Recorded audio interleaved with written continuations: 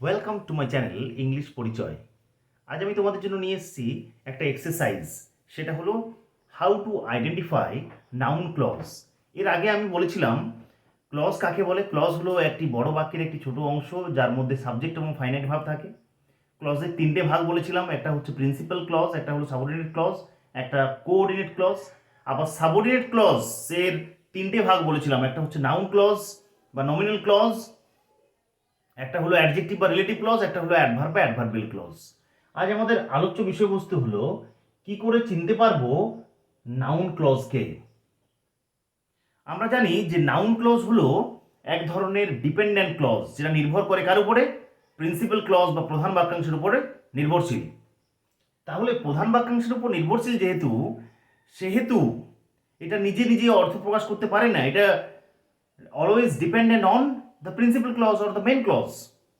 আর noun clause নামটা কেন হয়েছে? বাক্যে এটি নাউনের মতো কাজ করে। একে আবার সাবঅর্ডিনেট নাউন ক্লজ বা সাবঅর্ডিনেট নমিনাল ক্লজও বলা হয়।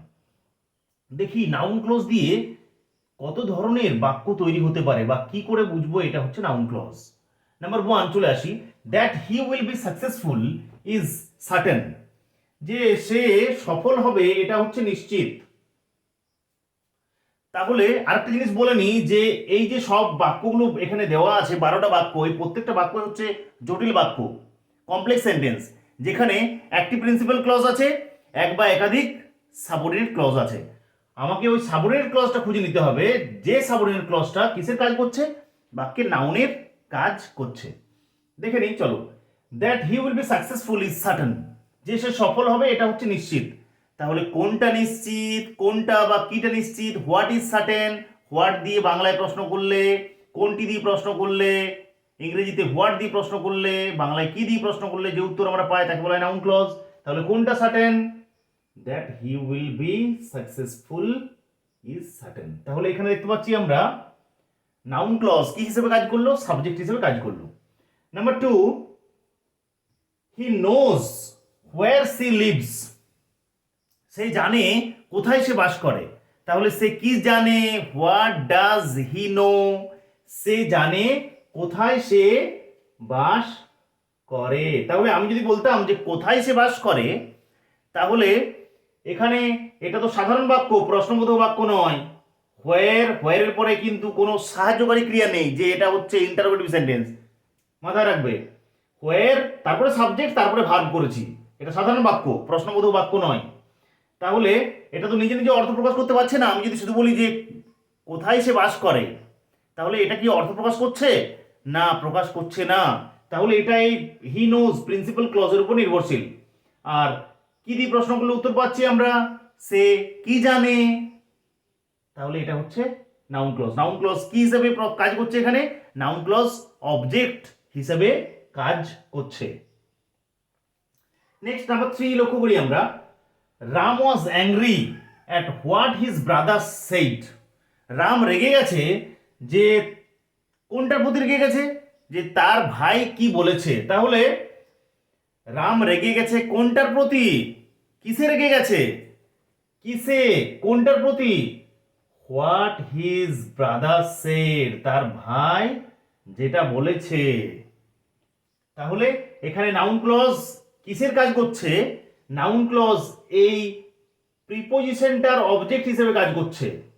আমরা তো অবজেক্ট খুঁজে পাবো বাংলায় কি বা কাকে দিয়ে প্রশ্ন করলে উত্তর যদি পাই তাকে বলা হয় অবজেক্ট। তাহলে এখানে এই অ্যাট প্রিপোজিশনটা কোন বিষয়টার উপরে রেগে আছে? কোনটা, কোনটা দিয়ে প্রশ্ন করলে যে উত্তর পাওয়া যায় তাকে তো নাউন ক্লজও বলে, তাকে অবজেক্টও বলে। তাহলে এই হোয়াট হিজ ব্রাদার সেডটা এখানে এই অ্যাট প্রিপোজিশনের অবজেক্ট হিসেবে কাজ করছে। এটা নাউন ক্লজ, নিজে নিজে অর্থ প্রকাশ করতে পারছে না, বাক্যে নাউনের কাজ করছে। এটা প্রিন্সিপাল ক্লজের উপর সম্পূর্ণ নির্ভরশীল। Next, life is what we make it. জীবন হচ্ছে সেটাই যেটা আমরা তৈরি করব। তাহলে জীবন কোনটা, জীবন কিটা? What is life, what we make ইট, যেটা আমরা তৈরি করি। তাহলে যেটা আমরা তৈরি করি এখানে সেটা হলো নাউন ক্লজ, বাক্যে নাউনের কাজ করছে। আর কিসের কাজ করছে এখানে? এখানে কমপ্লিমেন্ট বা পরিপূরকের কাজ করছে।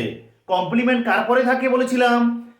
বি ভার্বের পরে থাকে অ্যামিজার, ওয়াজ এর পরে কমপ্লিমেন্ট থাকে সিম, অ্যাপিয়ার, এই সমস্ত ভার্বগুলির পরে, তাহলে এখানে নাউন ক্লজ কি হিসেবে কাজ করছে? এই যে বি ভার্বটির পরে আছে, তাহলে এটা কমপ্লিমেন্ট বা পরিপূরক হিসেবে কাজ করছে, যেটা অর্থটা বাক্যের অর্থটাকে পূরণ করে দিচ্ছে, পরিপূরক বা complement. Next number 5, the first thing he did after his breakfast was to lose his newspaper. প্রথম কাজটা যেটা সে করে সেটা হচ্ছে কোন জিনিসটা ভুলে যায়? তার নিউজ পেপারটা ভুলে যায়। আঙ্কেল বাজার, the first thing he did after his breakfast was to lose his newspaper. তাহলে যে the first thing after he did, the first thing he did after his breakfast was to lose his newspaper. তাহলে কোনটা এখানে? he did, এখানে which বা that থাকতো। the first thing that he did after his breakfast বা which he did after his breakfast was to lose his newspaper. the first thing that he did after his breakfast, তাহলে that he did বা he did after his breakfast, এটা noun ক্লজের কাজ করছে। Noun ক্লজের কেন কাজ করছে? প্রথম সে কি করত? এখানে এই ফার্স্ট থিংটার বদলে এটা ব্যবহার করা হয়েছে। He did after his breakfast, এটা কাকে প্রকাশ করছে? প্রথম কাজটাকে প্রকাশ করছে। তাহলে দ্য ফার্স্ট থিং, এই নাউনটাকে এটি প্রকাশ করে দিচ্ছে। তাহলে এখানে he did after his breakfast, এটা অ্যাপোজিটিভ হিসেবে কাজ করছে। অ্যাপোজিটিভ টু নাউনের অ্যাপোজিটিভ হিসেবে কাজ করছে। নেক্সট আমরা লক্ষ্য করব, it seems that he is ill, এটা মনে হচ্ছে যে সে অসুস্থ। তাহলে এটা কি মনে হচ্ছে? বাংলা কি প্রশ্ন বলছে, উত্তর পাওয়া যায়, তাহলে নাউন ক্লজ, যে সে হয় অসুস্থ। তাহলে এখানে এই ইটটার বদলে দ্যাট হি ইজ ইল, ইট মানে কোনটা? যে সে হয় অসুস্থ, এটার বদলে ব্যবহার করা হয়েছে। তাহলে এখানে কি হিসেবে কাজ করছে? অ্যাপোজিটিভ টু ইট হিসাবে নাউন ক্লজটা কাজ করছে। নেক্সট আমরা চলে আসি নাম্বার 7-এ, I don't know if they will return, আমি জানি না যে তারা ফিরে আসবে কিনা। তাহলে আমি কি জানি না? হোয়াট ডোন্ট ইউ নো, তুমি কি জানো না, বা আমি কি জানি না যে সে ফিরে আসবে কিনা। তাহলে ইফ দে, তারা ফিরে আসবে কিনা, ইফ দে উইল রিটার্ন, এটা হচ্ছে নাউন ক্লজ বা নমিনাল ক্লজ। আর নিজে অর্থ প্রকাশ করতে পারছে না। আমি যদি বলি যে ইফ দে উইল রিটার্ন, তারা ফিরে আসবে কিনা, তাহলে অনেক কিছু প্রশ্ন আমাদের অধরা থেকে যাচ্ছে, অনেক কিছু প্রশ্ন। তাই এই আই ডোন্ট নো, এই প্রিন্সিপাল ক্লজটার উপরে এটা নির্ভরশীল, তাই এটা হচ্ছে সাবঅর্ডিনেট ক্লজ। আর এখানে বাক্যে নাউনের কাজ করছে, কি করে বুঝতে পারছি আমরা? ওই কি দিয়ে প্রশ্ন করলে উত্তর পাচ্ছি, ইংরেজিতে হোয়াট দিয়ে প্রশ্ন করলে উত্তর পাচ্ছি, তাই এখানে এটা হচ্ছে noun clause. Next number 8, do you know when they will arrive, তোমরা কি জানো যে তারা কখন আসবে? তাহলে প্রশ্নবোধক বাক্যেও নাউন ক্লজ থাকতে পারে। লক্ষ্য করো, বাক্যটা তো ডু নামক অক্সিলারি ভার্ব দিয়ে শুরু হয়েছে। তাহলে তুমি কি জানো কখন তারা আসবে? তুমি কি জানো? হোয়াট ডু ইউ নো, তুমি কি জানো? হোয়েন দে উইল অ্যারাইভ, তাহলে হোয়েন দে উইল অ্যারাইভ এটা হলো নাউন ক্লজ বা নমিনাল ক্লজ। এটি বাক্যে কিসের কাজ করছে? নাউনের কাজ করছে। নেক্সট চলে আসি আমরা, I don't know who lives there, আমি জানি না কে এখানে বাস করে। তাহলে আমি কি জানি না? What do I not know, what do you not know, তুমি কি জানো না? হু লিভস দেয়ার, সেখানে কে বাস করে। তাহলে সেখানে কে বাস করে এটা হলো এখানে নাউনের কাজ করছে, বা এটা হচ্ছে নমিনাল ক্লজ।